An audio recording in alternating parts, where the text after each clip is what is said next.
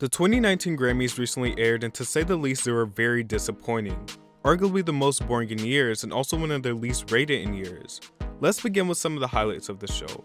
Camila opened up the show singing Havana for the 1000th time. Out of all the people, I don't see why they chose Camila. And don't get me wrong, it wasn't a bad performance at all, but it's like she performs no other song besides Havana. Leave It in 2017, it's old now. Lady Gaga's performance was great, her vocals were astonishing. Molly and Sean were basically a bathroom break. Cardi looked good during her performance, but she didn't really do anything, there was no action or concept. H.E.R had one of the best performances of the night, and Travis did his dues with getting the stage a little turned. I think that the Grammys getting J.Lo to perform a Motown tribute was the biggest joke. First of all, it's Black History Month. Motown is a huge part of Black culture and broke barriers, and was a lifeline for Black artists. So it would make more sense to get a Black artist instead of J.Lo. She lip-synced the hell out of that performance. It wasn't a bad performance, but it didn't feel like Motown, it felt like a Vegas show. Overall, none of the performances were a wow factor, but they weren't really bad either. Moving along to what everybody was talking about, the award winners. Casey Musgraves took home Album of the Year, which I think was really well deserved. The album is so good. If Casey didn't win, I was truly expecting Janelle Monáe to win for Dirty Computer, but I think Casey secured her Grammy rightfully. Ariana Grande took home her first Grammy with Best Pop Vocal Album. I was expecting Reputation by Taylor Swift or either Beautiful Trauma by Pink to win, but nonetheless, Ariana definitely got what she deserved. It's a debatable category, but Sweetener did deliver on many levels vocally. Childish Gambino took home Song of the Year and Record of the Year for This Is America, and honestly, I don't think it deserved it. The song is actually awful, the message is good, the video is great. I think the Grammys just threw these at Childish Gambino to be a people pleaser because there's no damn way it deserved a Grammy. And I'm sorry, I'm sticking to it. Cardi B took home Best Rap Album of the Year, and I don't think she deserved it. Yes, the album was very successful, but rap? Come on now, like Best Rap Album, are you serious? I feel like every single album in this category besides Invasion of Privacy deserved a Grammy. The rappers who were actually spitting and had a collective body of work deserved, instead of Invasion of Privacy, a compilation of radio hits. It sounds extremely manufactured.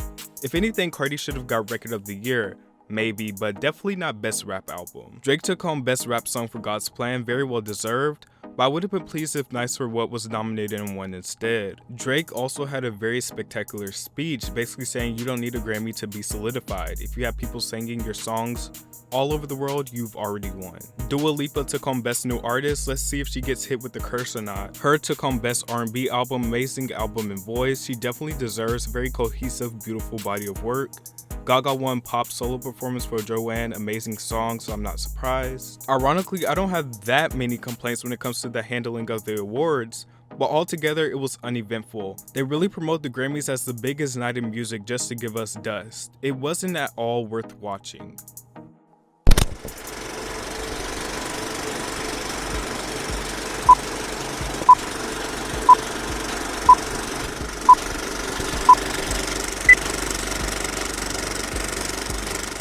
So after the Grammys happened, instead of, just congratulating the winner and moving along, the first person everyone flocked to is guess who? Nicki Minaj, a woman who didn't even attend, hasn't mentioned, or wasn't nominated for the Grammys this year. She hadn't said anything at all. And I just went to her comments out of curiosity, and it's just disgusting stuff. All because she doesn't have a Grammy. But neither did Tupac or Biggie achieve a Grammy. J. Cole, Snoop Dogg, Nas, Diana Ross, Jimi Hendrix, all of these legendary people have never won a Grammy.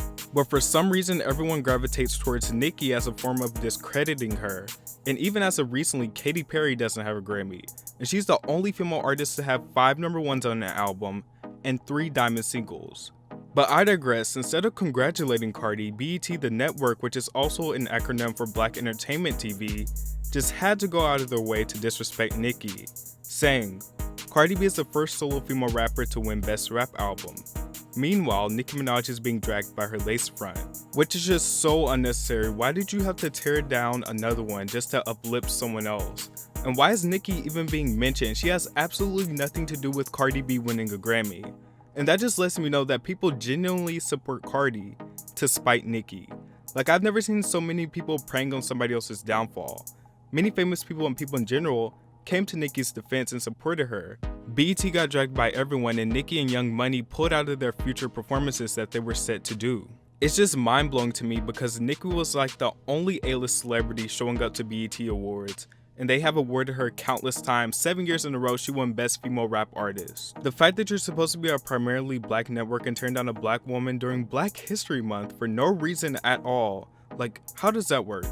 Meanwhile, while BET was uplifting Cardi, she got caught in the crossfires and many people saying she didn't deserve the Grammy. And she actually defended Nicki in a way with BET disrespecting her, while simultaneously addressing the backlash she received.